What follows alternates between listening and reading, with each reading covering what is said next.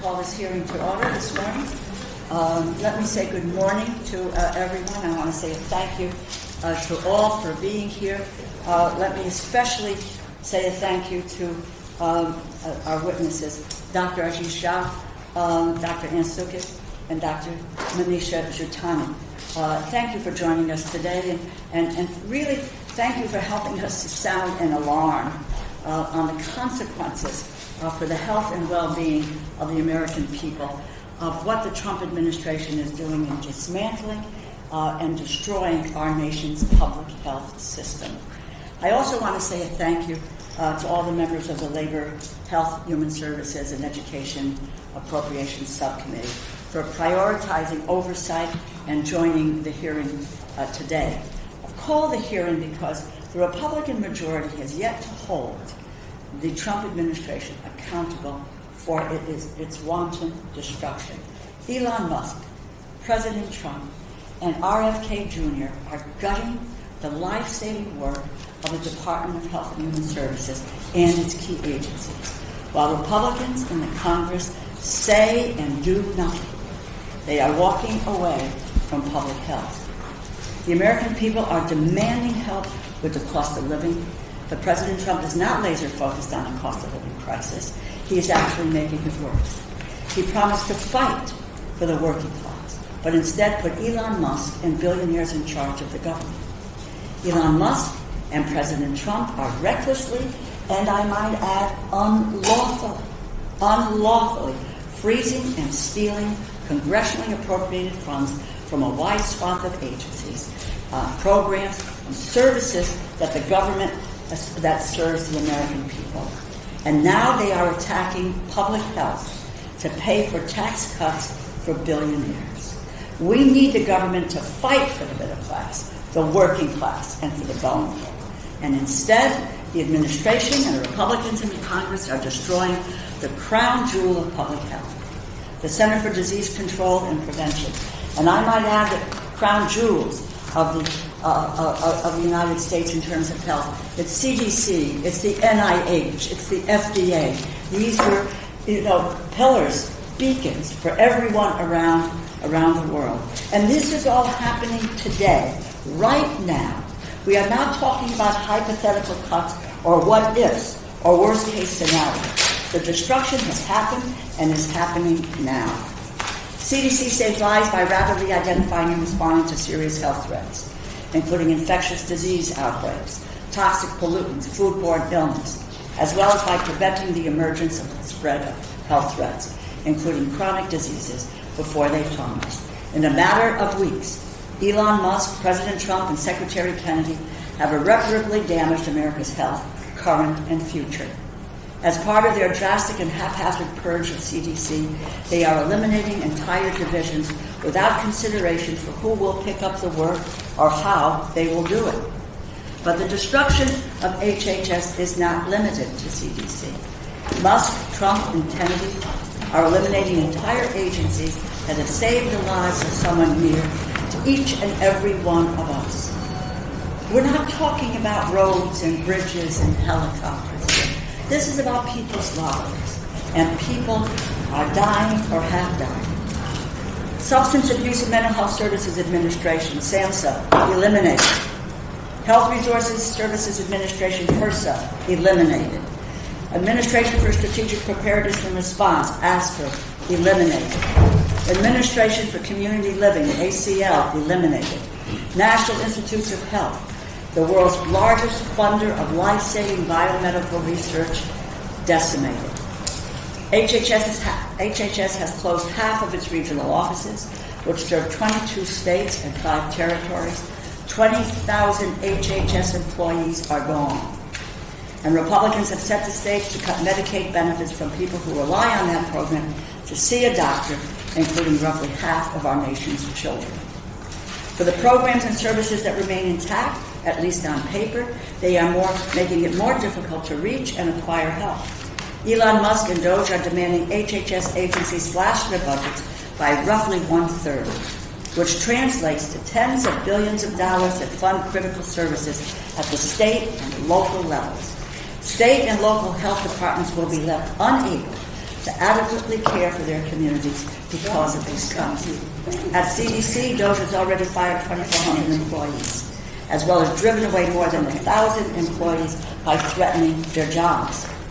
Altogether, Elon Musk and RFK Jr. have pushed out more than 1/3 of CDC's highly skilled public health workforce. HHS has already terminated $11 billion in funding for state and local health departments, and DOGE is demanding CDC slash nearly $3 billion in grant funding, illegally cutting CDC's annual discretionary budget by over 30%. They are eliminating scores of CDC prevention programs, including HIV, tobacco, drowning, asthma, lead poisoning, and gun violence. Why on earth are these places that DOGE is searching for so-called waste? The life of a teenager that does not become addicted to cigarettes is not a waste. Vaccine programs for millions of Americans, including children, so they do not get diseases like measles, are not waste. Lead poisoning prevention. Are you kidding me? These programs help to save the lives of men, women, and children from all walks of life in this country. This is not waste, fraud, and abuse. Kennedy has gutted CDC offices that track the most urgent and alarming threats to public health, from HIV to cancer. These offices collected data that allowed everyone from institutions to community physicians to parents to make informed decisions about their family's health. Without them, our public health experts will have no idea what is taking place in their communities. And under Kennedy's watch, our country is now failing to contain vaccine-preventable diseases. Measles, a disease eradicated in the United States just decades ago, has now claimed the lives of 3 Americans, and well over 800 are confirmed to have contracted the disease. All while Kennedy peddles unfounded and dangerous vaccine skepticism and spreads lies and misinformation about people living with autism. He practices quackery. The administration has fired or pushed out thousands of experts and experienced staff who help keep Americans safe from global infectious diseases, including measles, polio, HIV, tuberculosis, and Ebola. Peter Marks, the country's top vaccine regulator at the Food and Drug Administration, helped develop the COVID vaccines at record speed under the first Trump administration. Marks was told to resign or be fired. In his resignation letter, Marks wrote that, and I quote, "It has become clear that truth and transparency are not desired by the Secretary, but rather he wishes subservient confirmation of his misinformation and lies," end quote. I'm worried about the future public health crisis that emerges once the Trump administration has fully dismantled CDC and the nation's public health system. We are currently in the midst of an outbreak of avian influenza, and the Trump administration is doing nothing. Make no mistake, there will be another infectious disease outbreak, and this administration will be woefully unprepared. We are in the middle of a cost of living crisis, driven in part by skyrocketing healthcare costs, and Elon Musk and President Trump are making it worse. I do not believe the American people want less cancer research and fewer people tracking infectious diseases, but that is exactly what the White House and Republicans aim to deliver. Elon Musk, President Trump, and Secretary Kennedy are wreaking havoc at every level of our most critical public health institutions. They are jeopardizing our families' health for the sake of billionaires' tax cuts. And we are now seeing pushback at every level. The public is outraged at the enormous harms that DOGE has wrought. Dozens of courts have put restraining orders on the administration's actions. But the courts can only play defense. Republicans in Congress could stop the mayhem, the chaos, and the destruction today, if they wanted to. But they remain silent and petrified of the president's scorn, revenge, and retaliation. Those of us in elected office who know what is right and understand the harms he brought on the American people, they need to stand up, not be afraid. This is the time to meet the moment. As a top Democrat on the Appropriations Committee, I will never stop fighting against this dangerous dismantling of our public health system, which is jeopardizing the health, the safety, and the well-being of millions of families. I am really now pleased to introduce our witnesses and to listen to their testimony, and then we will move to questions. I'm so pleased to recognize Dr. Ajit Jha, Dean of the Brown University School of Public Health, for an opening statement. Dr. Jha is a long-time national and international leader on pandemic preparedness and response. And how many times did we see you on TV, Dr. Jha, telling us what we needed to do and warning us and imploring us to be prepared for what's coming next. Dr. Jha, you are recognized for 5 minutes. Congresswoman DeLauro, thank you so much for organizing this hearing and for your tireless leadership and advocacy on issues related to health of Americans, all Americans, but particularly children. And thanks to all of your colleagues for organizing this and for your advocacy and support of public health. I really am honored to be here today with these two terrific colleagues. You know, America is at a public health crossroads. As you said, Congresswoman, we're fighting the worst measles outbreak of the 21st century, a growing outbreak of a disease we thought we had eliminated more than 20 years ago. We have nearly 900 confirmed cases in 25 states, and 3 people have died, including 2 children. H5N1 bird flu has infected over 1,000 cattle, birds, dozens of dairy workers, has driven up egg prices, and has raised the specter of human-to-human transmission, which could spark another pandemic. And abroad, diseases like Mpox and Ebola remind us of the global risks. These challenges we face demand a robust response. So how are we as a country meeting this moment? And specifically, how is the federal government meeting this moment? To stamp out measles, our public health leaders are suggesting we use cod liver oil, while offering confusing and muted guidance on the one thing that we know works, which is vaccines. Cod liver oil, by the way, was the standard of care for measles in 1930s. It has no business being promoted or used in 2025. The federal government has weakened H5N1 surveillance, leaving us blind to its spread. And by pulling out of the World Health Organization, the U.S. is ending international cooperation that has stopped infectious diseases before they get to our shores. Over the last 4 years, there have been 12 outbreaks of Ebola or Marburg, a closely related cousin. Not a single one reached America. That's not random coincidence. It's not luck. It's because our experts at the CDC work closely with WHO, work closely with affected countries to stamp out those diseases. All of that work has come to a stop. The administration's slogan, "Making America Healthy Again," rings hollow when it undermines what works and promotes what doesn't.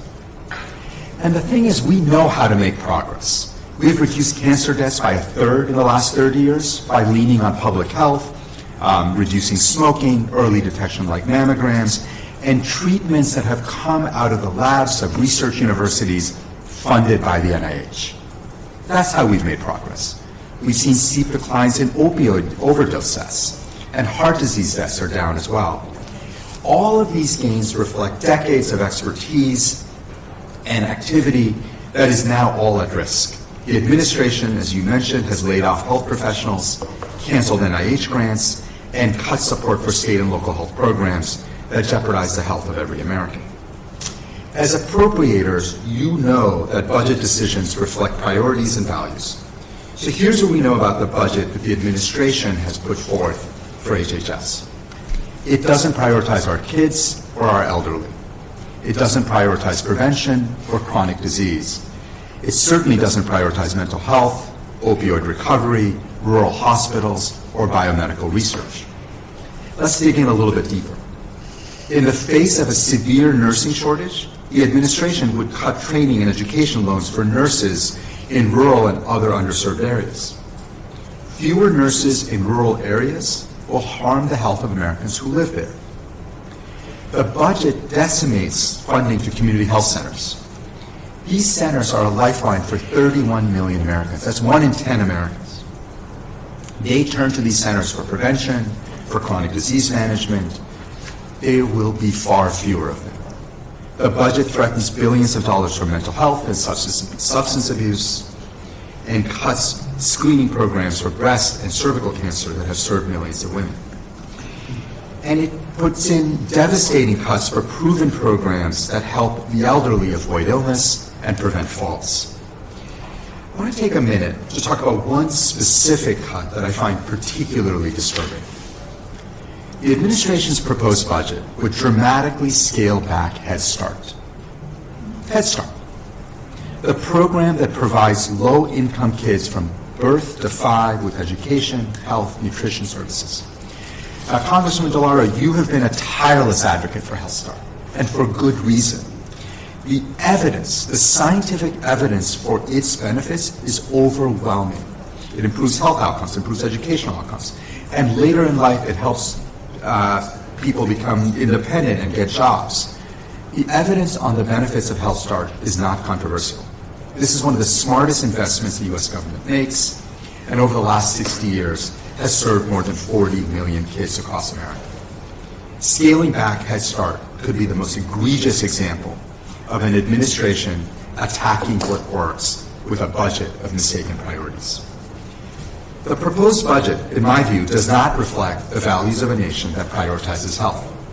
I urge this committee to restore funding for proven programs and reinvest in the health of our people. There's so much to discuss, and I welcome your questions. Thank you for the opportunity. Thank you very, very much. I'm pleased now to recognize Dr. Annes Trickett, who is former Principal Deputy Director of the CDC, for an opening statement. And as we all know, Dr. Trickett is a renowned expert who spent 33 years at CDC and twice served as the acting CDC Director. Dr. Trickett, you are recognized for 5 minutes. Thank you so much for the chance to speak with you today. As you heard, I served in leadership positions at the CDC for more than 3 decades, was acting director twice, and retired as a 2-star Rear Admiral in the Commissioned Corps. I am deeply concerned that we are irreversibly dismantling programs that for decades have protected and improved our health without even fully understanding the cuts or their implications. The CDC's mission is to protect Americans from health threats, whether they're natural or man-made, infectious or not, originate at home or abroad. CDC works to prevent the leading causes of illness, injury, disability, and death, and provides health information that allows insights into important trends in the nation's health. The impacts of the significant cuts to CDC are already enormous, affecting people, programs, money, and systems. Since about 80% of the CDC's domestic budget is provided to state and local jurisdictions, the cuts affect families and communities across the nation. The cuts are dangerous for the American public. You, your families, and communities are less safe. If you are pregnant, your risk of dying after you deliver will be higher because the Perinatal Quality Collaborative was cut and the Pregnancy Risk Factor Assessment Monitoring System, or PRAMS, was also eliminated. If you have a toddler, they'll have a higher chance of losing IQ points to lead poisoning because CDC's lead poisoning program was canceled. Last year, more than 500 children were affected by lead contamination after eating cinnamon-flavored applesauce, and the CDC led the response. Next year, there will be no one to call. Already, Milwaukee has called for CDC's help with schools where high lead levels were found, but the people who would have assisted aren't there anymore. If your child has an asthma attack in school, the chances he'll be hospitalized are going to be higher. The CDC-funded state programs and tracking have been cut, leaving schools less prepared to deal with asthma. Every dollar spent on asthma control saves an average of $71. The program is now gone. If you have teenagers and are worried about them vaping or experimenting with other substances, you have even more to worry about. A few years ago, when teens around the country were hospitalized for lung damage after vaping with contaminated cartridges, the outbreak was promptly curtailed because CDC's emergency response surged, sounding the alarm and helping states around the country. But the staff with needed expertise in this area have been cut. If you work in coal mines in West Virginia, or are fighting the fires in New Jersey or California, you're going to be more likely to suffer job-related harm, lung harm, or cancers, because both the coal miners' black lung screening program and the firefighter cancer registry are gone. The worker safety experts and programs, nearly all of CDC's NIOSH, were cut. If you're a business executive with distributed supply lines or an oil executive visiting Angola or Nigeria, your safety and stability that your business needs are now at risk. In the past, CDC facilitated early responses to Marburg and Ebola and trained staff in country as the first line of defense. CDC's global health leadership and staff have already been cut, along with programs that stood ready to protect us from global threats. If your grandmother was recently exposed to hepatitis when she visited a pain clinic in Florida, she won't be able to get the specialized screening test she needs because the CDC lab that was going to aid Florida in this outbreak already got shut down. Problems don't go away or magically disappear when we stop tracking them. They just are much harder to deal with once they become so big that we can't ignore them anymore. These are just a few examples of far-reaching impacts. We may not feel them today or even tomorrow, but we are all at greater risk from the seemingly indiscriminate cuts to the nation's core public health capacity.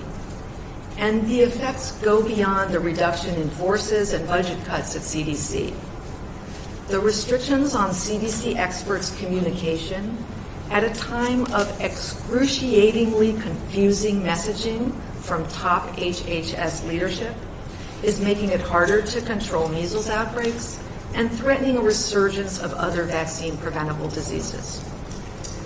The people who work in public health at CDC and around the country are strong, skilled, and incredibly resilient.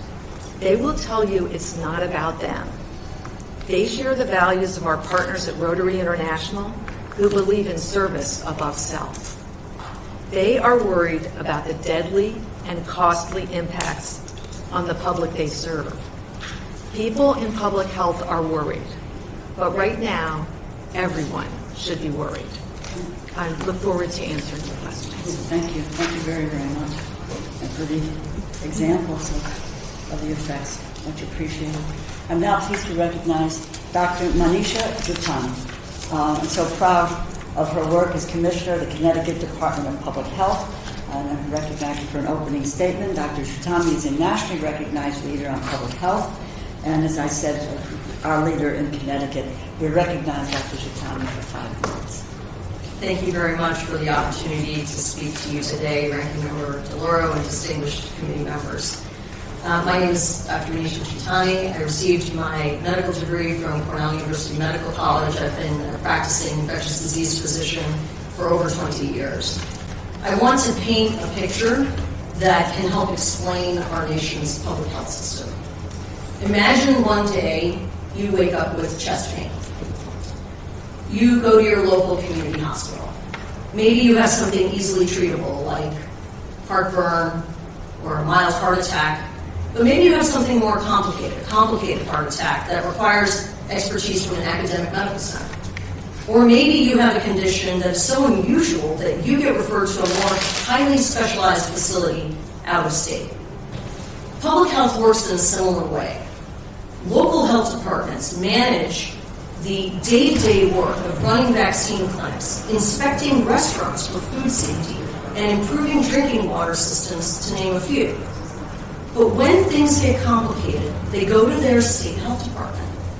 And if the state cannot solve their problem or does not have the resources to do so, they contact their federal partners. Our partners throughout the federal government, be it the CDC, EPA, USDA, FDA, CMS, or others, set the rules and regulations which state and local health departments put to work. We saw public health at its finest in Connecticut with a recent recall of contaminated eye drops that spurred a national response. The story began with several patients at a Connecticut healthcare facility that developed Pseudomonas eye infections. Whole genome sequencing, funded by the CDC, that was done at our state public health lab, linked the identified bacteria to others found in states throughout the country. All told, some patients experienced blindness and 4 people died. Through the investigative work of the CDC and FDA in partnership with state health departments, a national recall was issued, saving the eyesight and lives of many Americans.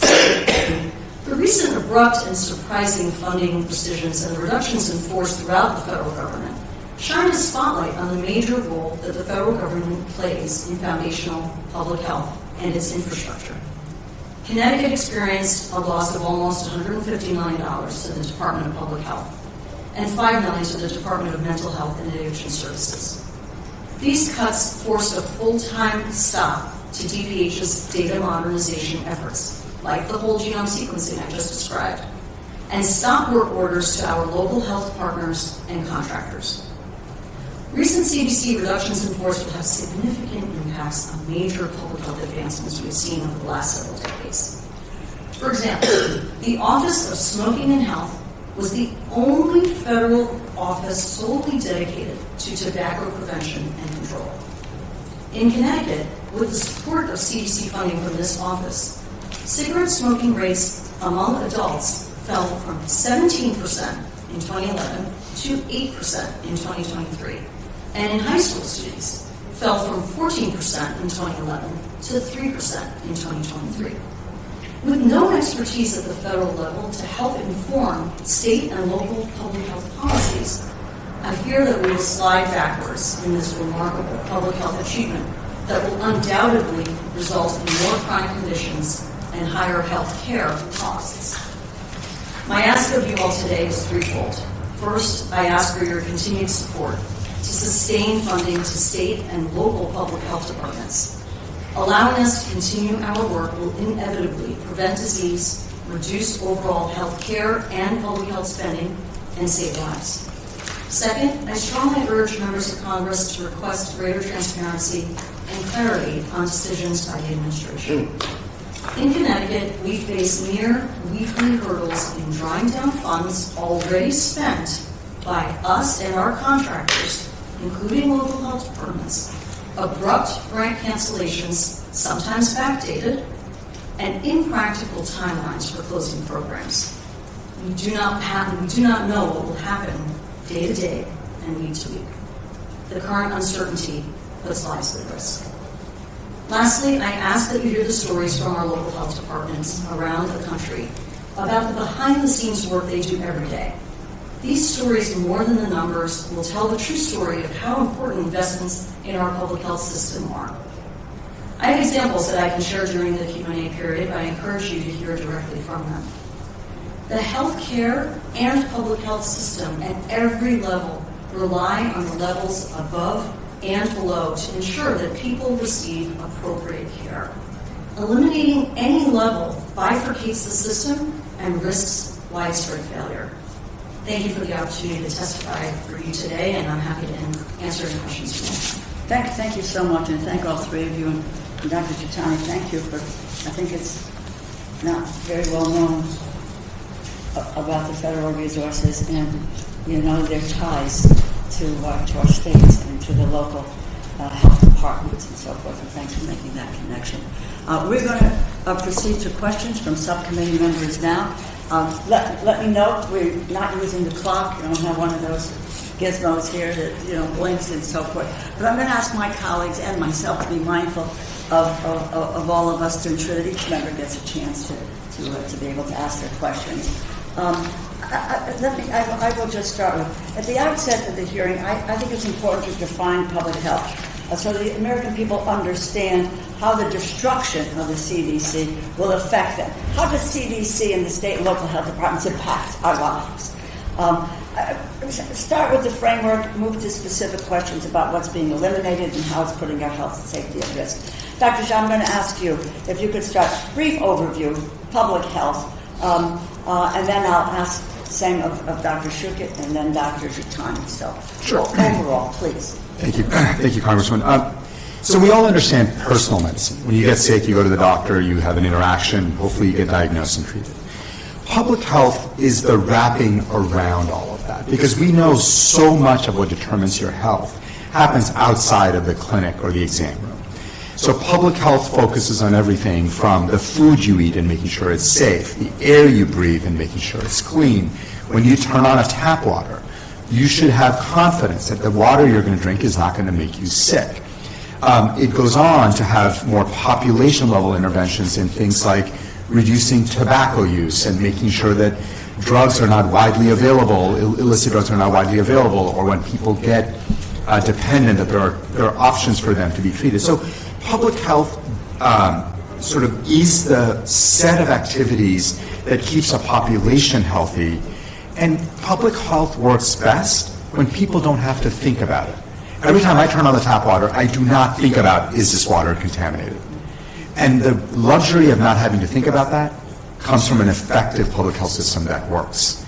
And once we start destroying our public health system, we're going to start wondering every time we turn on the tap water, is this water safe? Every time we go to a restaurant, is it safe to eat there?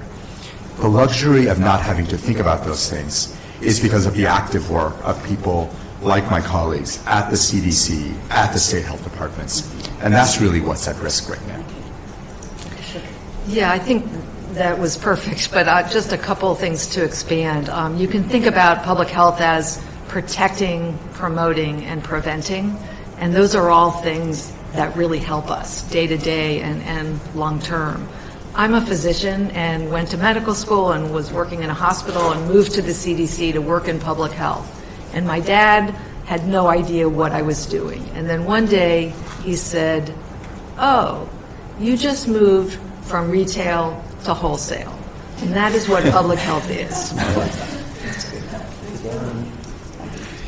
So public health many times tries to prevent things from happening before they come to the attention of health care. And to build on the examples you've heard from my colleagues, let's take the example of drowning. So drowning is the #1 cause of death for children ages 1 to 4. We have about 4,000 people who drown every year.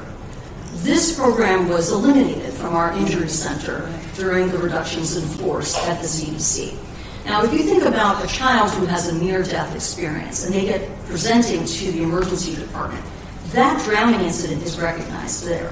But think about all those early intervention swimming programs where children learn how to swim.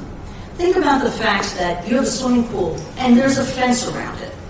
That is a public health intervention. When you put a fence around that pool and a kid cannot just jump in, when you have a young child that has access to lower cost swimming lessons that maybe were funded in part by the CDC, those are ways that public health is acting throughout our country before somebody gets brought to the attention of health care. So think of public health as helping to define problems and then monitoring them. We recently had a report out of the same group at the CDC that showed that during COVID in years 2020 to 2022, the rates of drowning went up. Why was that? We don't know exactly, but maybe there wasn't as much access to these swimming classes. Maybe there was less supervision of children happening during that time period.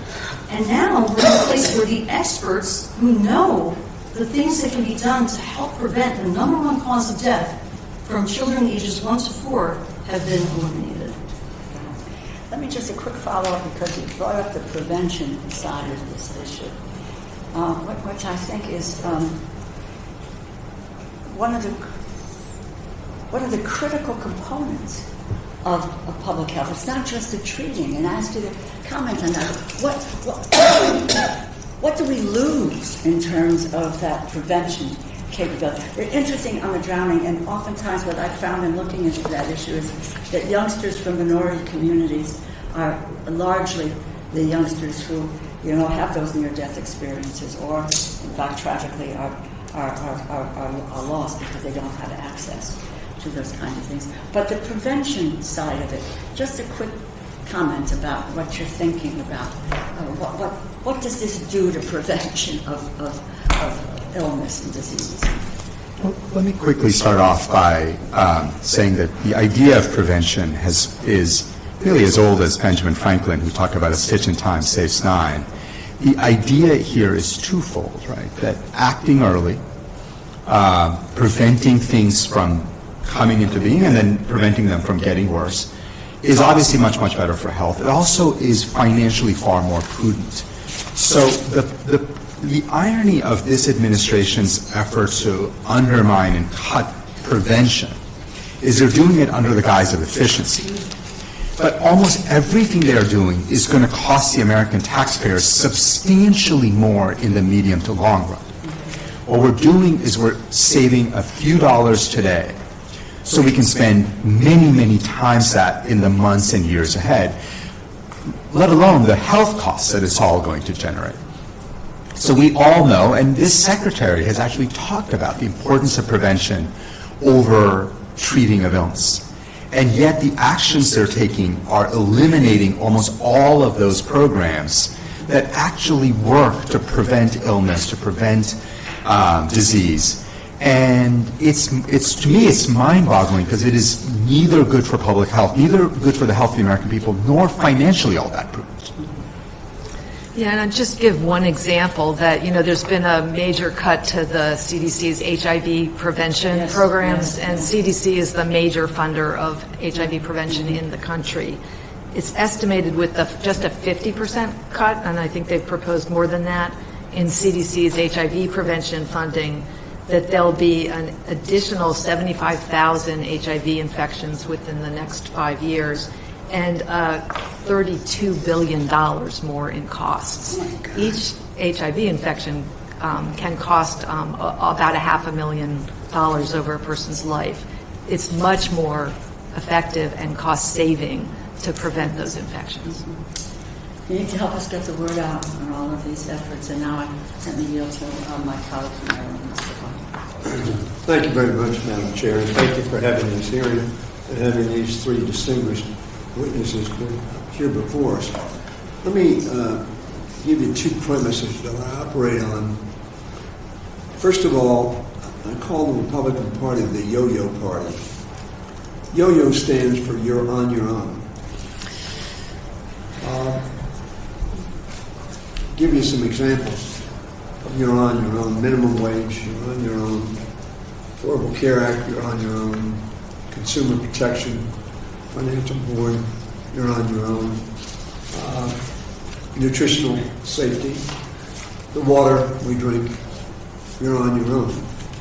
So I think that's a general philosophy that they really believe works better in the final analysis, which is why they were opposed to the actions we took in 2008 and 2009 to try to stop the hemorrhaging of the economy. Secondly, let me quote one of my governors, which you just all talked about. His name was Ted Agnew. He was Vice President of the United States. In January of '67, I was sworn into the Senate. He gave shortly thereafter an inaugural address, and he used this phrase, which I have never forgotten. The cost of failure far exceeds the price of progress. That's what all of you just said. The consequences of these actions will be far, far more expensive. Next, I want to ask you a question of all three of you. This administration, Mr. Musk, sent out approximately 2 million plus missiles, harmful missiles, to our federal employees and said, if you want to resign, you can do so, and we will pay you between February and September 30th, and you can leave. I thought of telling all those, I represent 77,000 federal employees, all those employees to say yes. So that America would have immediately, the day after, understood the consequences of these actions.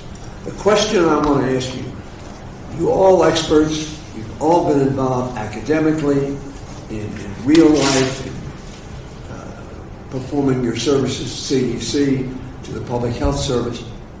Do you know of one credible study that has been done over the last 10 years that has recommended the actions that have been taken by this administration in the last 90 days?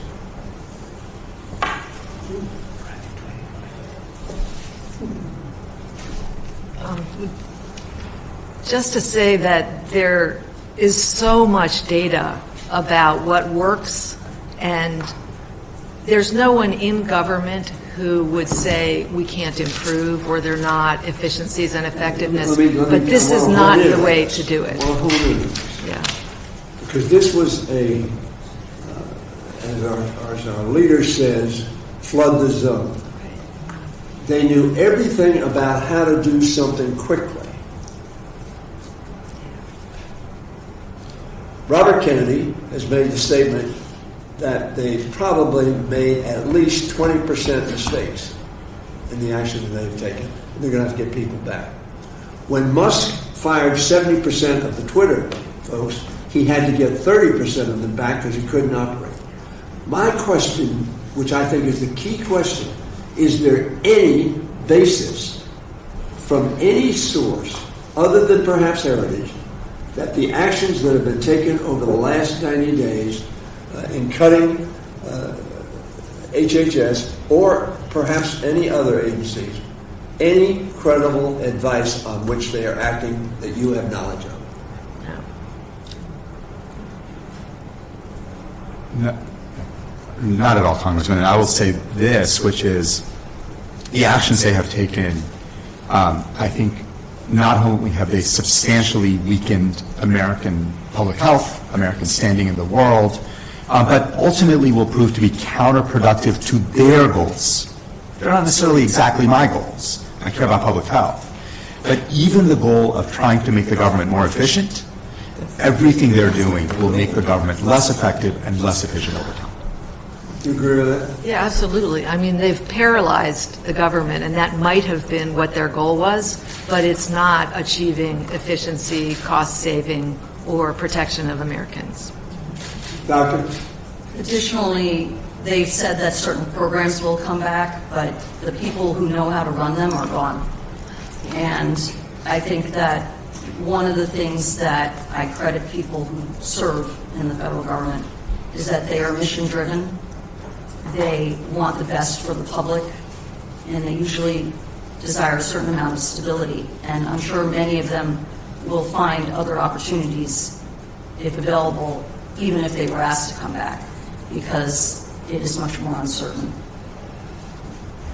And I agree with your premise that the actions that are being taken and have been taken over these last 90 days is going to cause irreparable harm, not only in the health area, which we're talking about, but in every area they're talking about. And lastly, I might say, they are doing exactly the opposite of making the federal government efficient.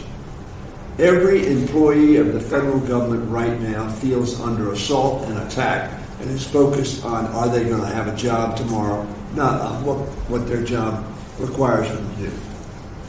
No employer with any sense of probity would have undertaken these actions. I thank you for all you do. Thank you. Just a quick point. I think this, what Congressman Hoyer has put his finger on here is that, and we talked a little bit about Dr. Shah, that underlying this is it's irreparable harm to the federal government, but I believe their goal is the dismantling of the federal government. And so forth, you make it so difficult for people to access a service or to be able to be treated when you need the treatment. Then it really, it's a sense of you can't count on the federal government. And I think sometimes we need to look at this in terms of their long-range goal. Something that Grover Norquist said many years ago, we will shrink government to make it so small that it can be drowned in a bathtub. I think that's the direction that they're trying to go in. Congressman Hoyer, polehead from Wisconsin. Thank you, Madam Chair, and thanks to the panelists. So I'm going to, I think, ask you all just to kind of address this scenario. You know, too often, many people in this country only react if they're personally affected by something, right? Those are the people largely that voted for the current president. And, you know, the scenario is if I've got someone who lives in a rural part of my state, drives a truck for a living, they're wearing their Mountain cap, listening to a conservative podcast, but they have health insurance. So they're not sure how they get impacted by cuts to public health or by proposed cuts to Medicaid or proposed cuts to subsidies for the Affordable Care Act because they have health insurance. So that's someone else, and they usually don't think about someone else. But there are ripple effects to all this, right? I mean, what happens to those rural hospitals?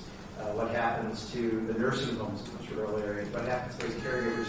Can you just address some of that? So if I'm got my health insurance, I got mine, how am I going to be impacted by the cuts that we're seeing right now at health? Sure. Let me start, and I'm sure my colleagues will add many really good examples. But you actually started laying out some of the ways in which that person might be affected. First of all, there are literally millions of Americans who have private insurance that's actually subsidized by the Affordable Care Act. So they may not even know that they're benefiting from those subsidies, but they very well might be. Second is if their mother is in a nursing home, there's a pretty good chance Medicaid may be paying for those bills. If you cut Medicaid, her ability to stay in the nursing home gets substantially affected. If that truck driver has a son or a nephew or a niece in school and has asthma, as we already heard, when those programs get cut, they're going to have a much harder time getting their asthma cared for in the schools. You know, it's often sort of easy to look at your own circumstances and say, I don't really need the government to help me. But the truth is that we live in communities where our friends, our neighbors, our family members, we're part of an ecosystem where, you know, individual responsibility is absolutely critical. People get their own health insurance, a lot of Americans do. But we also have a lot of vulnerable people that the government helps support. And that ecosystem largely works. I think the thing I worry most about for that truck driver you mentioned is the loss of community health centers and rural hospitals. They may have health insurance. Where are they going to go if they get into an accident? It's great to have health insurance, but it's not very useful. If there's not a doctor, if there's not a nurse, there's not a facility where you can get your care. Yeah, I think that truck driver wants to take his family to a restaurant for a special occasion. He doesn't want them to leave with food poisoning. The restaurant inspections are done by the health departments, and that's funded by the CDC. You know, that truck driver's kids are going to a school that you hope doesn't have high lead levels. But if it does, the state is working on that together with the CDC. His mom is in a nursing home. You hope they don't have one of these untreatable bacteria that is so drug resistant we don't have drugs for it anymore. But the CDC systems are tracking that so that we can get the next generation drugs or learn how to reduce the risk of infection in those kind of settings. So there's everything around the truck driver before he gets sick that's keeping him well and keeping his family well. And it's harder in the rural areas, and that's where some of these systems are really vital. So in addition to those examples, you know, maybe he has well water. That well water, how you maintain it, how you actually make sure it's safe, that might be overseen by your local health department directly to be able, and setting those standards through the EPA, CDC, your state health department.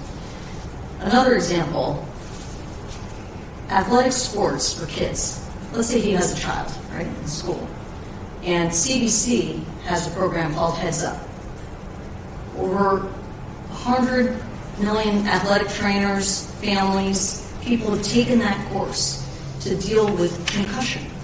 That group no longer exists to be able to help support that Heads Up program. Some states, Connecticut is one of 45 states in this country that either statutorily require or recommend taking that Heads Up course. Now let's say that truck driver has a kid who's on the football team. He wants to keep him healthy. He wants to make sure his brain's intact for a better life going ahead. That kind of Heads Up course that's going to help that family, that athletic trainer be able to help prepare and keep that kid as healthy and successful to have a meaningful life ahead. That type of work is under threat And if anything, we want to prevent kids from getting concussions, not dealing with the consequences after. That type of training is essential and near and dear to every American's heart. No, I appreciate it. In my state, again, we had a couple rural hospitals close in Eau Claire, and it's not even that rural. I mean, Eau Claire is a fairly large city in Wisconsin. And in Sauk County, in my district, the only nursing home in the county had closed down. And when you start looking at that, I can see there's a lot of impacts, but unfortunately, many people do have to see how it impacts them. So thank you very much. Telehealth, too, I think. And telehealth. For rural areas. They eliminate that, what does that mean? Ms. Frankel. Yes, thank you. Thank you all. Now, I'm looking at this chart that you gave us with the cuts, and what really stands out to me, some of the biggest cuts I'm looking at, breast and cervical cancer. This is under Centers for, this is under CDC. Safe motherhood and infant health, rape prevention, elderly falls. It seems to me that these cuts are going to affect women, correct? And I'd like that if you could explain to the public. So let's start with the breast and cervical cancer. What does that mean with these cuts? Yeah, I can start in it. Yeah, the CDC's breast and cervical cancer program provides funds to state health departments so that screening for low-income women can be done. Without it, more people will have cancers detected late when they're not preventable or treatable, and more women will die. So this is a program that's been around for a while, serving an unmet need that is going to be much worse without those resources. I think the other comment I would make is there's a lot of hand waving in the in the leaked passback about we're going to get rid of all of this and don't worry, it's going to show up somewhere else. I would say worry, because there's no plan for how prevention, screening, surveillance, any of those things are going to be done in this new thing that nobody knows about. And so both from the worry perspective and then from the issue of the transparency, we need to know that those women are still going to get screened and that those cancers will be prevented. And what about the safe motherhood / infant health? Because these are all, in Trump budget, all zeroed out. What programs is that? Yeah, so the CDC has a program that works with states around the country. There's something called this perinatal quality collaborative. And basically, the U.S. has a higher maternal mortality than, like 3 times higher than Canada, 4 times higher than the UK. This program is taking the tragedies of women who do die or have nearly fatal outcomes in delivery or postpartum and learning what happened and how do we prevent it. And so that perinatal quality collaborative is working across the states to say how do we all do better. And so it's essentially a quality improvement effort. And that's what I know about it. I don't know if you want to talk about Connecticut.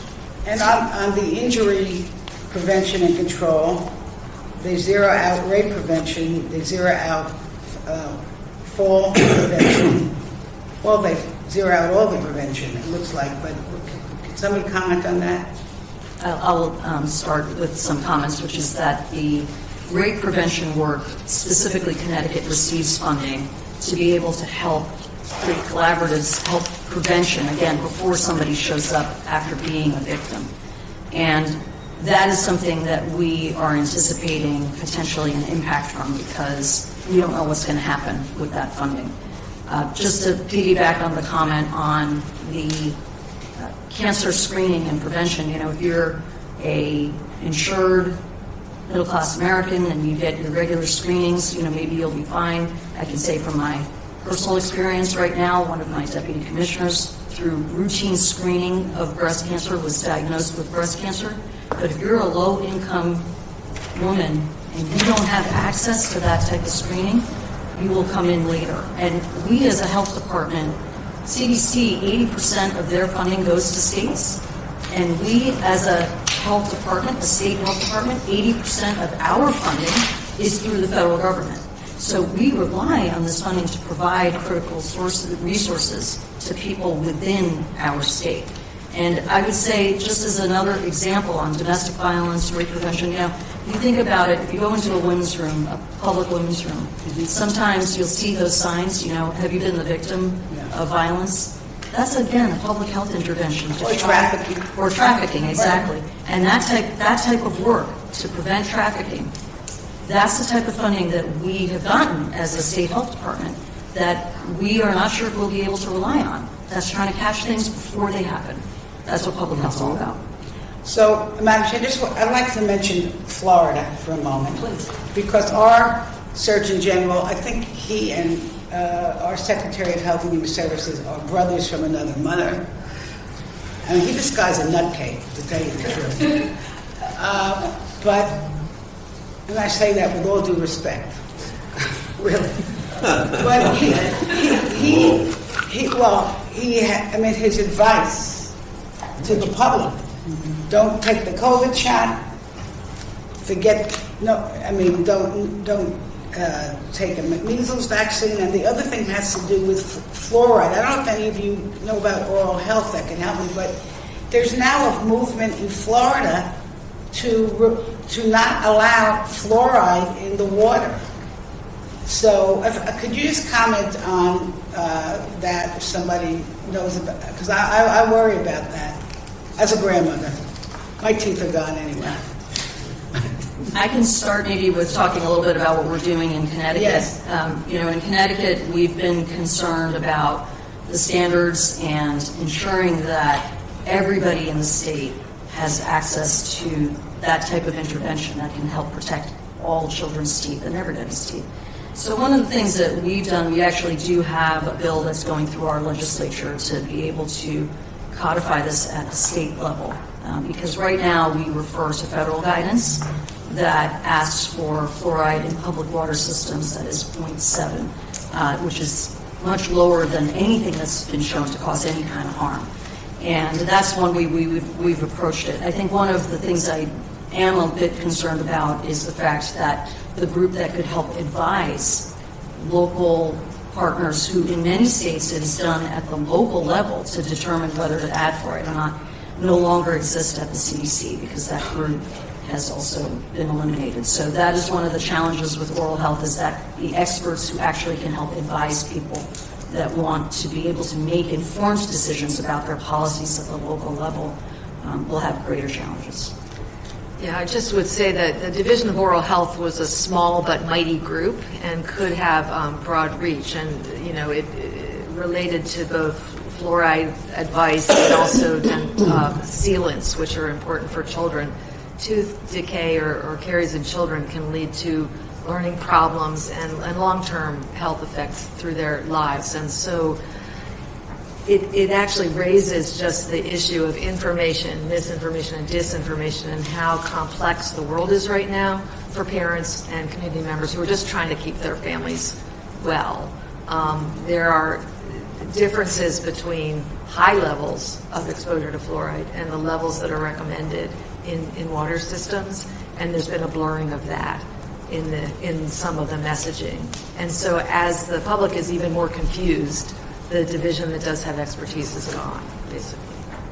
Let me say two quick things, Congresswoman. First, you mentioned the Surgeon General of Florida, Dr. Ladepo. I've known him for more than 10 years. He's an extraordinarily smart and extraordinarily well-trained MD, PhD from Harvard.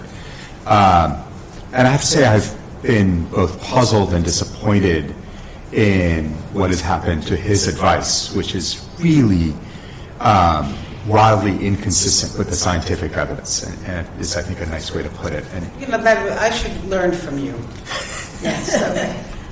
But I just want to call out that there are good people who have just really lost their way and are causing, I think, enormous harm, and we've got to push back in ways that push back against their advice. And he's, I think, a sort of a poster child for somebody who's really been giving very, very bad advice, one that certainly is inconsistent with the data. On the fluoride issue, I actually want to make a slightly broader point that I think is very important, because this is how bad information spreads. We see this now with fluoride, we see this with vaccines. A standard tactic is to talk about something as, this is a neurotoxin, or this is, the truth is, in medical school, one of the things you learn is that everything is about dosing. Water, great stuff, we love water. Drink too much of it, you can have serious brain damage. You can actually overdose on water. Now, it's very hard to overdose on water, but there are people who, with certain illnesses, who overdose on water. But you would not walk around saying water is a neurotoxin. You'd be seen as a bit off your rocker if you did that. And similarly with fluoride, at high enough levels, sure, it's absolutely bad for you. That's why you need experts to figure out what is the right level. There is expertise behind all of these things. And one of the things that the people who spread bad information, who try to create confusion, will do is take away the whole issue of dosing and call things good or bad. And that is not a helpful way of thinking about the world. That's not how any of us live. We all know that certain things in moderation are fine, in excess are damaging. That's something we fundamentally understand. That's what we have to reiterate to the American people. So when people say things like fluoride is bad, that's nonsense. Fluoride at certain doses is really helpful. Fluoride at really, really high doses is harmful. So let's use the right dose and not use the harmful dose. That's what states do. That's why they have experts. And that's what we need to remember that we need to be doing. Thank you. You're back. I'm just going to hold this for all of you to think about for later because I want to recognize Congressman Watson-Coleman. This misinformation, I think where we find ourselves here, I want to speak for everyone, but that we stand up and say some of these things and no one is paying attention to us, or they view what it is that we have to say as somehow political, and that it is not. And I'm just asking you to think, not to comment now, but what we need from the academic, from the scientific, from the medical community, from state and local governments, etc. You have standing as to how we can work together to dispel some of what is happening out there today, and we need to move quickly on. Congresswoman Watson-Coleman. I just hate the way she's in my head. Because I had just written down, so what is it that your colleagues could do? Go ahead. Go. Because you are not a Republican, you are not a Democrat, you are not an independent in this discussion. You are experts.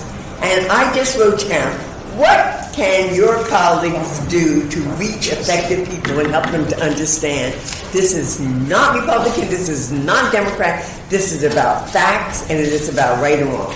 So I'm going to ask you to comment on that, but before that, I've been motivated. I thank you so much for being here.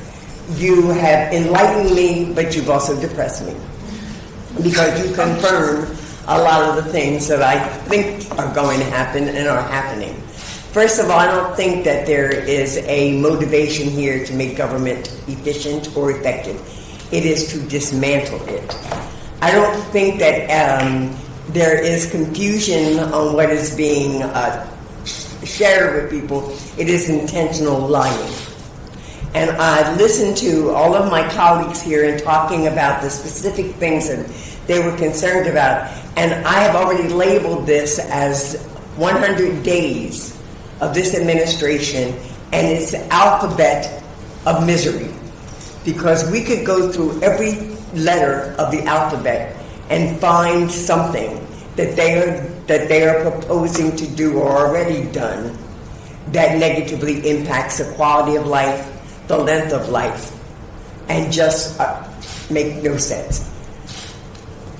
In case you don't know, I'm a black woman. I'm very concerned about the black and brown community. When other folks sneeze, we end up with pneumonia. So I am concerned about and want to hear from you about what happens to the black and brown community and the community that is also socioeconomically challenged.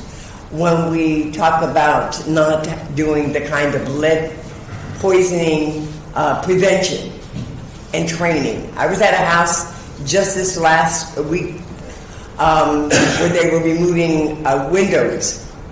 And the children were hanging out the window, and the paint was just, there was lead, and there was just all this crackling paint. What happens to the issue of cancer prevention and early detection? What happens with trying to get our children not to smoke cigarettes or vape? What happens in our communities when you ignore the impact of gun safety? Talk to me quantitatively and qualitatively, if you can. What's going to happen to those most vulnerable people, either because society has not addressed them as equals, or because socioeconomically they have been so challenged because of those conditions. I just want to go through all of you. Just enlighten me, give me additional information.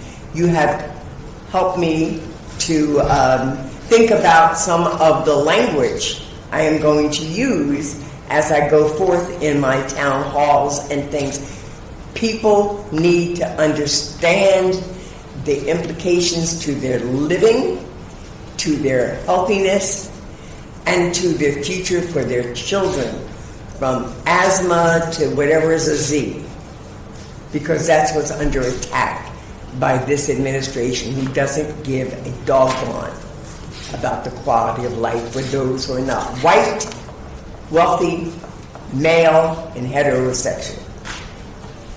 Dr. Jala? Let me start just at a high level, Congresswoman. Say, we are all going to be affected by the cuts that the administration is proposing, but we are not all going to be affected equally.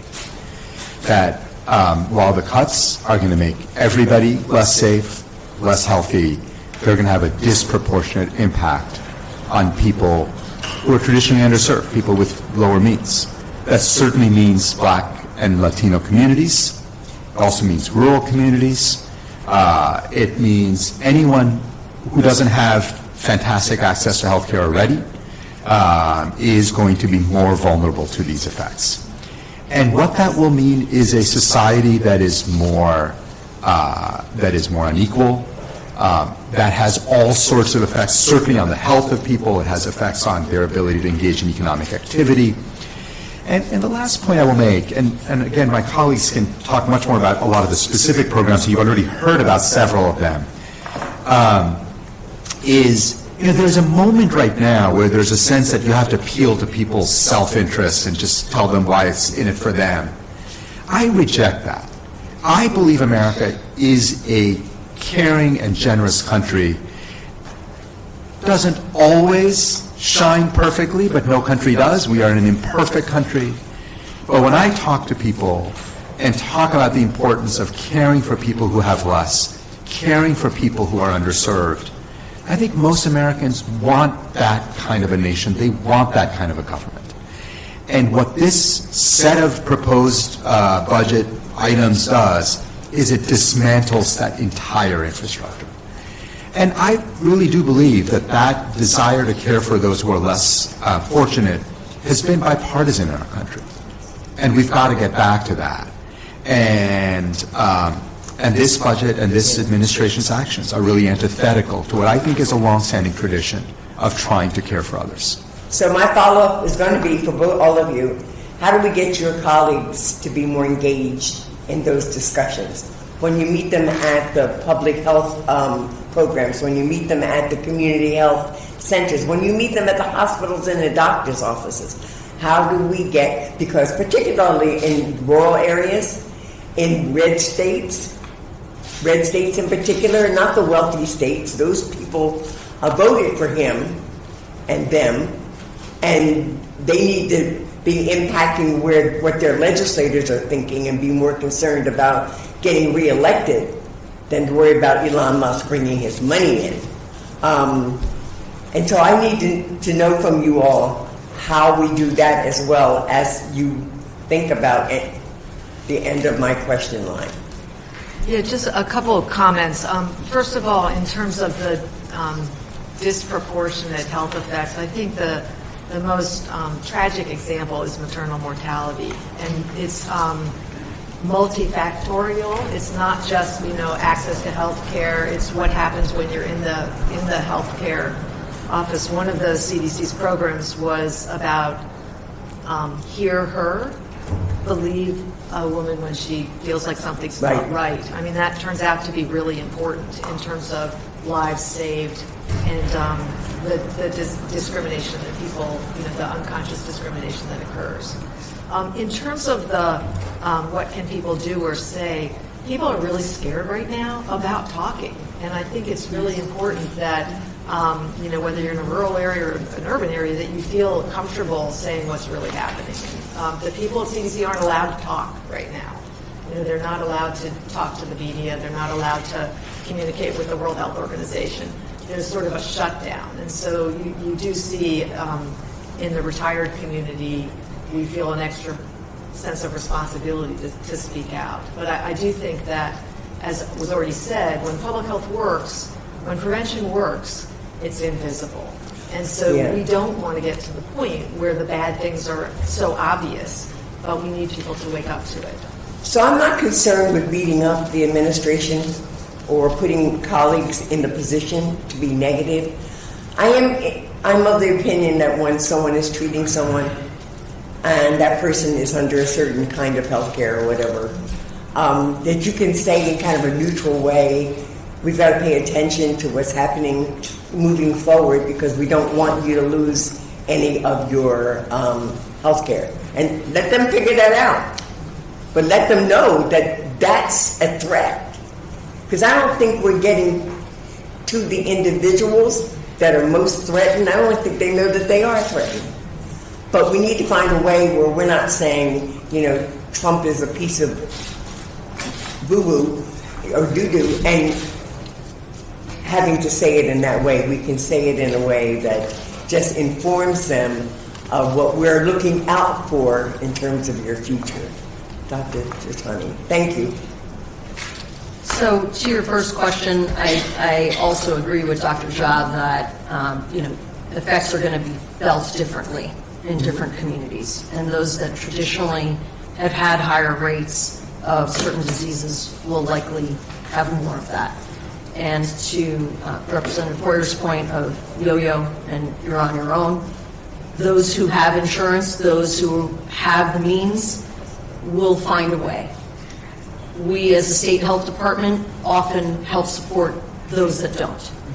And without that support, it's going to be much harder to help empower the people who either don't have access to some of those screenings or interventions, or clinics and community health centers are gone in particular areas.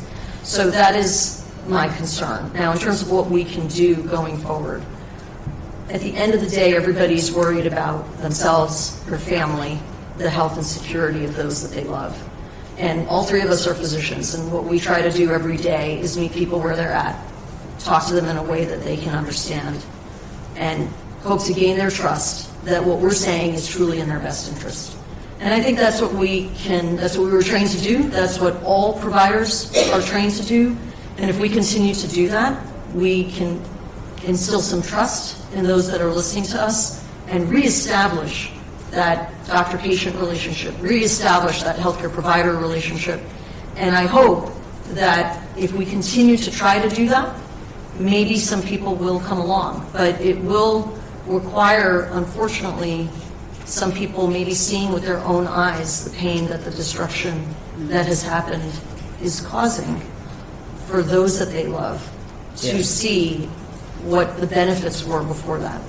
I thank you for that, and I thank you for reminding me that people are afraid of for their own sake. Dr. Jha, I see you on television all the time, but you're talking to the choir, because I'm watching that program, and you know what channel I'm talking about. I am concerned that that we need to take some more chances. Like the very, very, very wealthy law firms that capitulated so quickly, they're already making tens of millions of dollars a year. They could have fought that issue without capitulating so fast. And so we need fighters. who have the capacity, because they're already wealthy and got whatever they need, to speak up for us in various areas.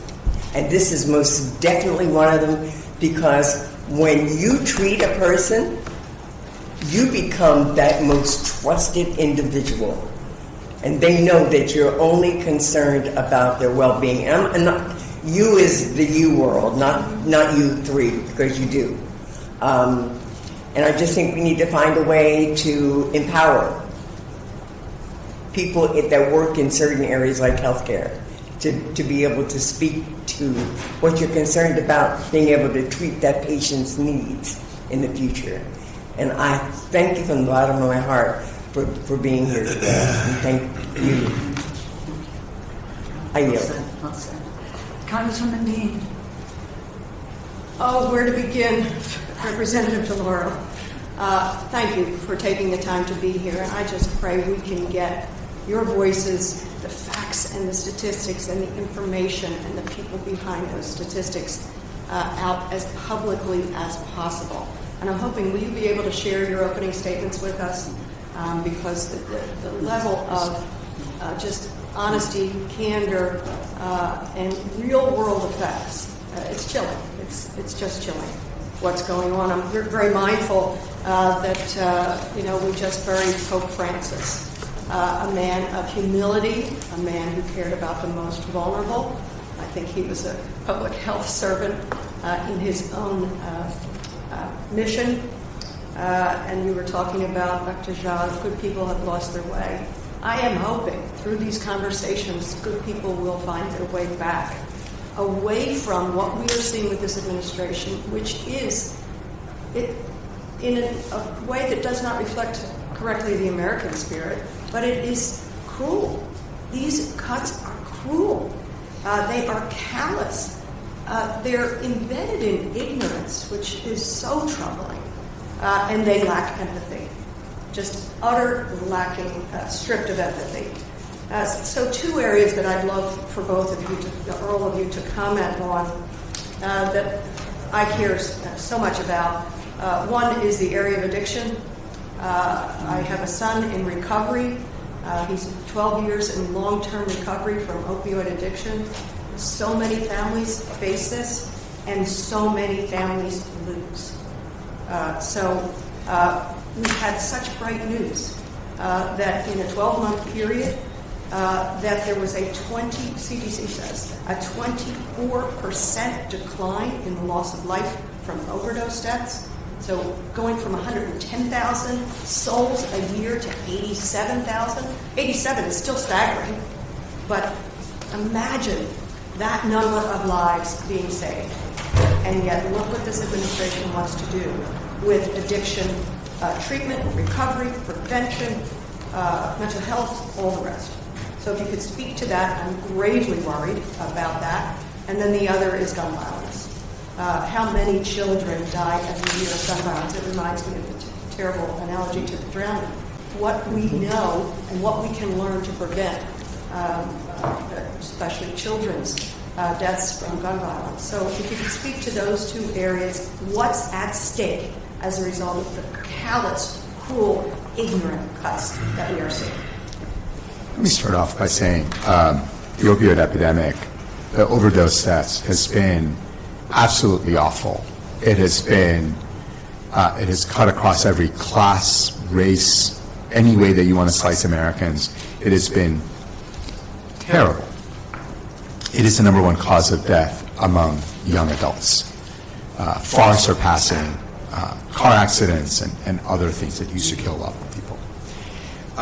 We have started turning it around. And one really important part across all these cuts, a constant theme of this administration, of the Secretary of HHS, is none of this works, we've got to cut it all. And we have to push back with evidence and data.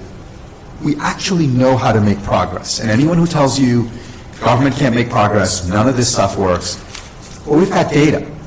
The data you pointed to, 24% reduction, that's 25,000 families that did not have to bury a loved one this past year. How is that not progress?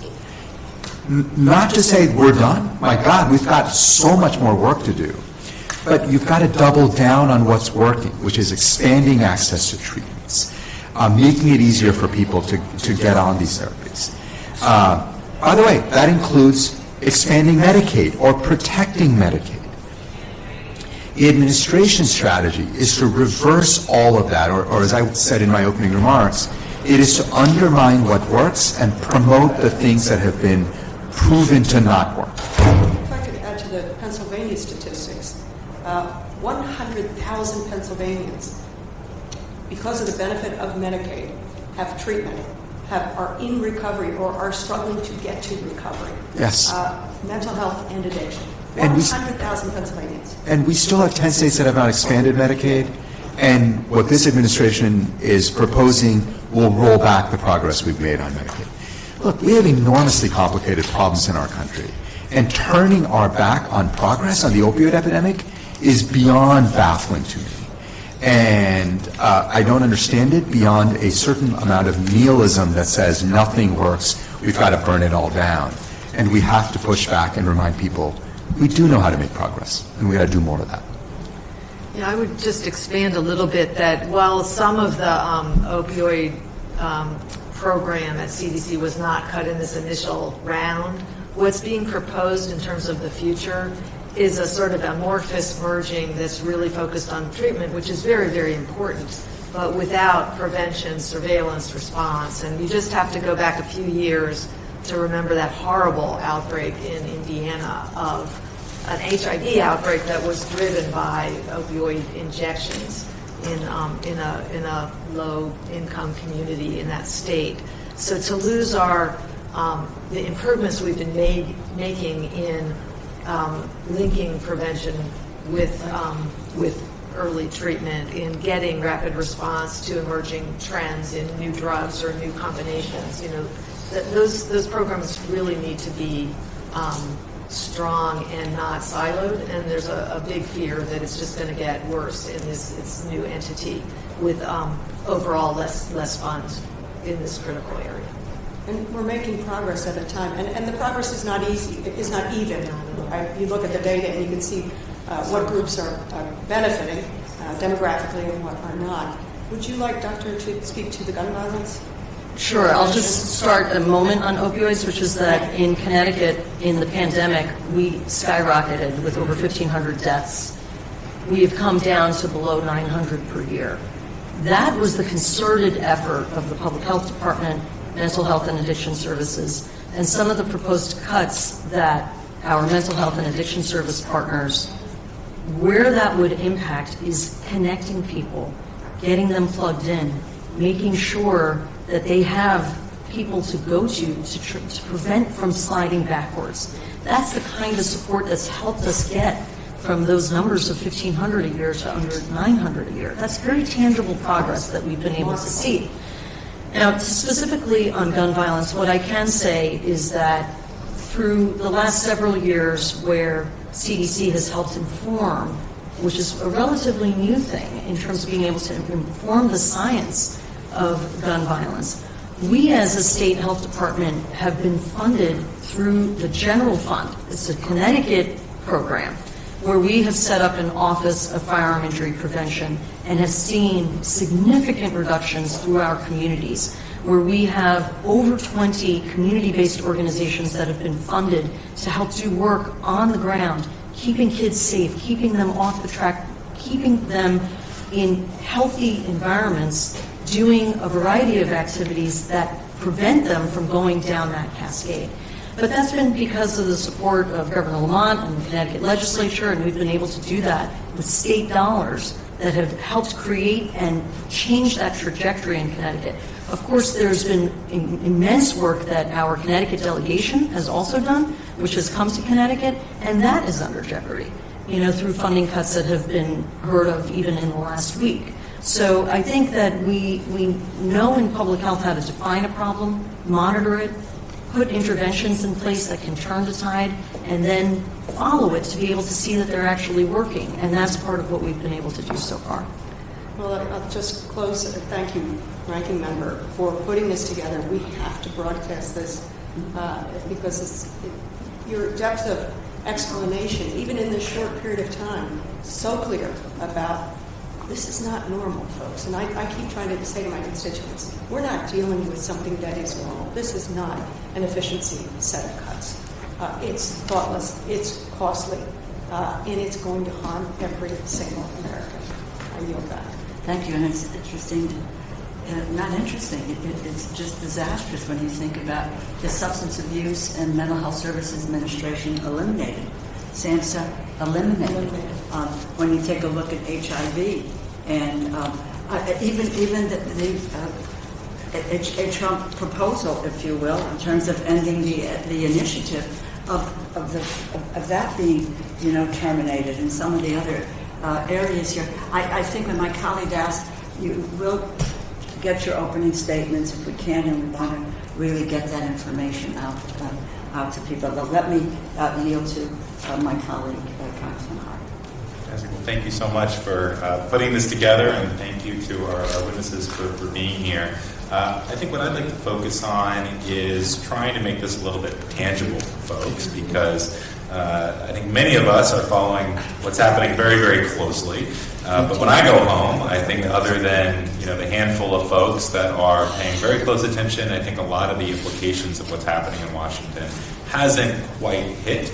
And I think people are still struggling to understand what it means for their lives and how they're actually going to experience it in a day-to-day basis. Dr. Schuchat, I'd love to start with you and really understand how the dismantling of the CDC is going to hurt American health day to day. So I think of something like the National Asthma Control Program, which is very important. I represent the asthma capital of the United States in Stockton, California. I had childhood asthma as a kid. I have 2 daughters, 1 and 3, and I don't want them to grow up with the same health conditions that I had when I was their age.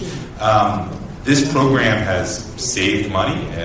We've seen from research that has shown that $1 million has saved over $70 million in unnecessary health care costs over the years just in California and in my district. Tell me what people are actually going to experience when the National Asthma Control Program is eliminated at CDC. Yeah, so the elimination of the program means that when your child is ill in school, the school's not prepared to help manage that, and they're more likely to go to the emergency room or even be hospitalized. It means that the tracking that gives you warnings about it's a bad day, stay inside, that's gone. And so, as you said, asthma is incredibly common. 4 million children, it's something like 25 million Americans that suffer from it. For a very small investment and a pretty small program at the CDC, states are able to be there when people need it. One of the things states do is send home visits to look for triggers to help people manage what might be causing the asthma exacerbations. The school guidelines help schools have the protocols to know how to intervene early before a child is in great distress. So they're pretty simple things, and they're evidence-based, and they're pretty cheap, and they save a ton of money. So you would think if you were trying to be efficient and effective, that would not be the kind of thing that you would cut. Yeah. What do you expect to happen now as this program is eliminated? I mean, what can we be looking at? Is it more emergency room visits for kids suffering from asthma? Is it more health complications later in life? What do you expect people will be able to experience? Not just that the interventions will be dropped, but the real net outcomes that we'll see in communities like ours. Yeah, I mean, I think that more hospitalizations, more emergency room visits, less learning, less thriving in terms of children because of the missed school and the anxiety and the works. So I think that's the direct effect of the programs being lost. Thank you, that's helpful. Dr. Jha, the other thing that I'd like to really focus on is Medicaid or Medi-Cal, as we know. Obviously, some of that funding doesn't go through this district, but I think it's really important to talk about because I think it's the biggest risk we have in a community like mine where nearly half of my constituents are on Medi-Cal. And we're looking at estimates. The Kaiser Family Foundation has put out estimates that 100,000 people living in my district would lose their health insurance in a worst-case scenario where this $880 billion cut becomes law. Can you talk about what we would expect the outcomes of these Medicaid cuts to mean for a district where half of our community is on Medi-Cal? Yeah. Yes, let's talk about, Congressman, thank you for that question. Let's talk about what we know, what the scientific evidence is for the impact of Medicaid more broadly. What we know is when people get on Medicaid, they're less likely to go financially bankrupt. They're actually more likely to live longer. Health insurance, it turns out, gives you access to health care, and health care is a good thing to have. We all have it, hopefully, in this room, and none of us would say, you know what, I'll skip health care and I'll just go uninsured. So the evidence on the impact of Medicaid on both health and finances is incontrovertible, and I think it is very, very clear. There's a second order effect of when you have less Medicaid in a state, you still have people getting sick. They end up at hospitals. Hospitals don't get paid. And so you start seeing rural hospitals, community-based hospitals starting to shut down. So not only are there direct effect on your 100,000, or on the 100,000, well, 100,000 people might lose insurance, so in your district, not only on those 100,000 people, but on the healthcare system in your district. And when those hospitals shut down, that affects everybody who goes to that hospital, not just the people on Medicaid. And then, of course, Medicaid is the biggest payer of healthcare for kids across America, for mental health services, for substance abuse services. So all the other things we're talking about. It turns out that Medicaid, which began in 1965 as a very targeted program for the poor, has become this essential part of our healthcare landscape, and making large cuts to it will certainly affect everybody in your district who's on Medicaid, but will actually have very large effects on everybody else in your district who's not on Medicaid. And that's why we have to push back, not just only for the people we care about who are on Medicaid, but for really everybody in your district. I expect that the policy here is going to attempt to be subtle and not to be as direct as saying, we just don't believe poor people should have health insurance. They're going to be talking about block grants. They're going to be talking about changing the reimbursement levels that the federal government gives out to states like California. They're going to be talking about trying to kick off folks because of more red tape that they want to add to Medicaid. Can you talk about some of the academic research or the literature out there on what some of these cuts would actually mean, given that I think it's less likely that they're going to say this is not a good program, but more likely to say this is a good program. However, here are the ways we're trying to change it, which will all net out to mean lower health insurance and more costs for families and communities like mine. Yeah, and I think I want to start by saying none of us thinks that the health system we have is perfect, to say the least. And Medicaid, as much as I am a fan of what Medicaid has done for tens of millions of Americans, all of us believe that Medicaid could be made better. And so a more substantive conversation about how to do that would be wrong. And I think that would be something that we should have in our country. But that is not the conversation we're having. What the conversation we're having is exactly as you say, that the people who really are opponents of Medicaid will take the complexities and flaws and then come up with a bunch of solutions that will make the program actually worse. That's the problem. So take something like work requirements. Work requirements sound completely reasonable on their surface. Sure, able-bodied people should have a work requirement. Like most Americans would agree with that. But when those programs are implemented, what we find is that it generates an incredible amount of red tape. It doesn't actually get more people to work, but it does kick a whole bunch of people off of Medicaid. So we have to get beyond the slogans to look at underneath it what is actually happening. Block grants as a concept is not unreasonable, but the way you do it, the way you index it, the way you deal with price increases over time, all of which that are being proposed will mean over time Medicaid will get cut and cut and cut until it becomes less and less effective of a program. So what I would love to see in the ideal world is a much more honest and open conversation about how do we want to make Medicaid work better and more efficiently. It's the same conversation we're having with government. I mean, all of us believe that government agencies can be more efficient. But that's the guise under which we're making actually thoughtless, irresponsible cuts that will end up doing a lot more harm than good, and in the short run might save us money, but in the medium to long run will absolutely cost us more money. And we're doing to Medicaid what seems to be happening with DOJ and other parts of the government. Yeah. And I think the point that you made that I think is most powerful for folks to understand is that everybody has a stake in our Medicaid system working, even if they're not on Medicaid Correct. themselves. I think some folks miss just how important it is to our hospitals and to our nursing homes and to all the other ancillary parts of our healthcare system. And if we see tens of millions of Americans lose health insurance because of the work that is happening in D.C., ultimately it's going to mean hospitals closed, going bankrupt, nursing homes closing, and ultimately fewer folks covered and higher costs, even for folks that don't think that they have a direct stake in our Medicaid system. And so many people do, especially folks that are on Medicare. And the way that we finance Medicare and nursing homes makes absolutely no sense. And so we have to be able to make sure that we preserve systems like Medicaid that keep that balance going. So thank you for your comments, and I'll yield back. Thank you very, very much. We're going to have to look at wrapping up the hearing in short order, but just 2 or 3 comments. With regard to Medicaid, it has become, Dr. Jacques, a program that has expanded beyond the notion that it is a program for poor people. It is now for middle-class families, for working families, for low-wage workers, for children. 39% of our children are covered today for health insurance through Medicaid, as well as for those who are for seniors and those who are in nursing homes.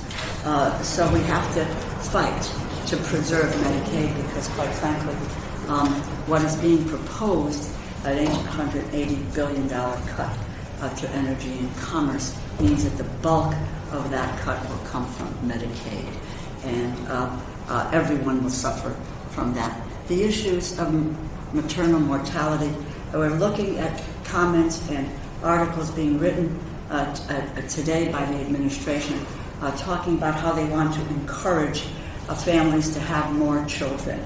And if you're going to make it, more difficult for women to deal with IVF or be able to, that their mortality is in danger, and remove the programs that would give people some confidence in self that they had some place to be and they could be treated if something went wrong. When we've spent the amount of money that we have already on HIV and trying to conquer this infectious disease over the years, does that mean that the money we have spent has been squandered because we are now going to be looking at pulling back in these areas? And the point is that would there be a thoughtful debate about ways in which you can make these programs more efficient? But it is a thoughtless process, and it is an unlawful process. And if you can't focus on the thoughtlessness or the think about the humanity and the cruelty involved in what is going on here today with what we are dealing with. And I say, like Congressman Watson Coleman, the amount of information that you all have imparted, which was, I hope, our hope in holding this hearing is that to be able to almost kind of grasp the enormity of what's happening so that we can try to figure out how really, to deal with it. Your connection, Dr. Giuttani, between CDC and just and what happens with states is hardly known. And my colleagues in states all over, and every state need to understand what is at risk if they do not, if these funds are not forthcoming to state and local government, to those laboratories, to the people where it's treated. That's what we found. We found in COVID that our infrastructure, collapsed. And we were dealing with state laboratories and so forth, what's happened. I want to just say a thank you for not being afraid. For not being afraid. Which is, it's out there in every area. People are frightened to come. People are frightened to come to testify. And that we have to somehow break down that barrier as quickly and as soon as we can. Because it's about the public knowledge of what's happening, and the public is being denied that knowledge. If the experts like yourselves are not coming forward to talk about it. So we're so grateful for you not being afraid to speak up and for sounding an alarm. You're not just doing it in a vacuum to scare people. You are there to try to let people know what are the consequences of dismantling our public health system. And I think there is, as I said earlier, it's not about thoughtfulness and going forward, but it is about a basic fundamental philosophy that federal government has got to be dismantled, that we have to move to the states, and the states will not have the opportunity to do what they need to do, and we will move to privatizing everything in our society and not having the benefit of everyone having an equal benefit and a chance to be able to get the kind of treatment that we need. And it is about paying for tax cuts, pure and simple, for people who do not need to have a tax cut, whether they're the wealthiest individuals or the biggest corporations. My colleague, Ms. Frankel, started to go down the list here of what is, it's really heart-rending. I got 3 pages of zeros on programs that we have all worked on, especially on the Labor HHS subcommittee, which Mr. Hoyer has been on, for as long as I've been in the Congress, for 34 years, and prior to that, who understands what we've tried to build here.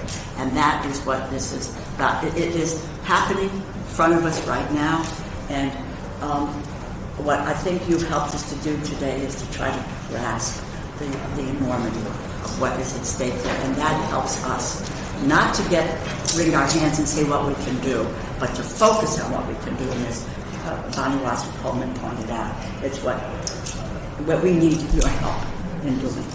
We need your help desperately. So I want to say thank you for being here. Sure. I agree with everything that our chair has said. I've been in the Congress for 44 years. I cannot remember a year like this one. If there was a Democratic administration and there was an analogous Musk in that administration, in the last 90 days we would have had literally hundreds of subpoenas. Mr. Musk has not testified for 1 minute before the Congress of the United States.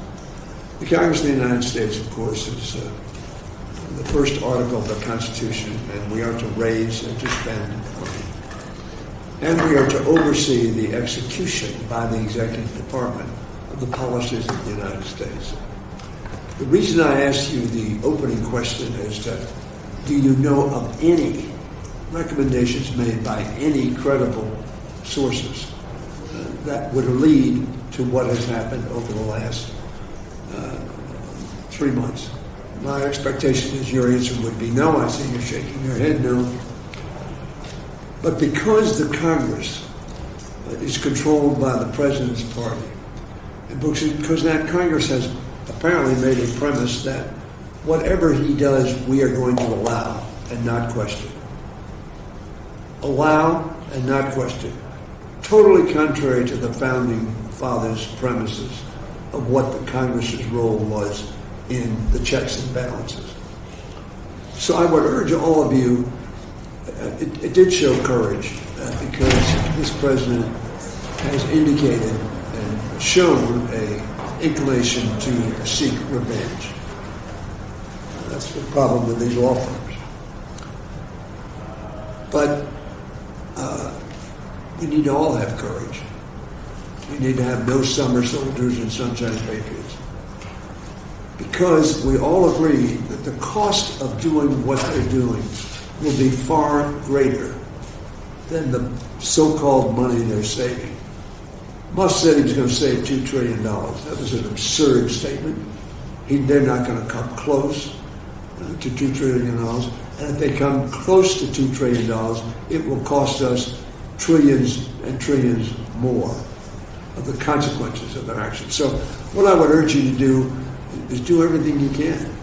All of you are members of professional associations, state departments of health. There got to be Republican state departments of health who will be honest. They may be Republicans, they may be honest, however, about what is going to happen if these cuts occur. What won't I be able to do? Whose lives won't I be able to see? Who won't I serve? All of you have great respect within those organizations. Obviously, Harvard's fighting back. God bless Harvard. Brown's a great university. My state, Johns Hopkins and the University of Maryland, obviously receives significant federal help to do, we think, important things for Americans, for the health of Americans, and very frankly, global. What they're doing to NIH is going to perhaps destroy our centrality of basic biomedical research, the world's best, from which the world benefits.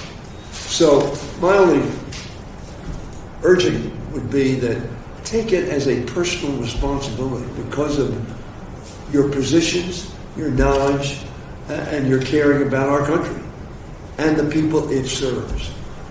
To do everything you can right now. I don't know when the Republicans are going to mark up their bills. I don't know when the president's going to send down his budget. We have this notional budget now, Rosa, but we haven't gotten a budget. Of course, it's very late. Now, other administrations have been late, so I don't want to... The Biden administration was late on getting its budget. But when its budget came down, it was a rational piece of work. This will not be a rational piece of work, and therefore will escalate very substantially our responsibility, your responsibility, to respond in a way that will not decimate our country. Thank you. Thank you. Again, thank you very, very much. We're going to take to heart about listening to local public health departments. I think it would be a good idea for us to do that. If there is anything that you think that we ought to be focused on, please, don't hesitate. And thank you for your time, for your expertise, for your commitment and your dedication to a public health system in this country that has been second to none. We are not going to allow people to destroy it. We cannot. Thank you very, very much. Thank you for your leadership, Congresswoman. Thank you.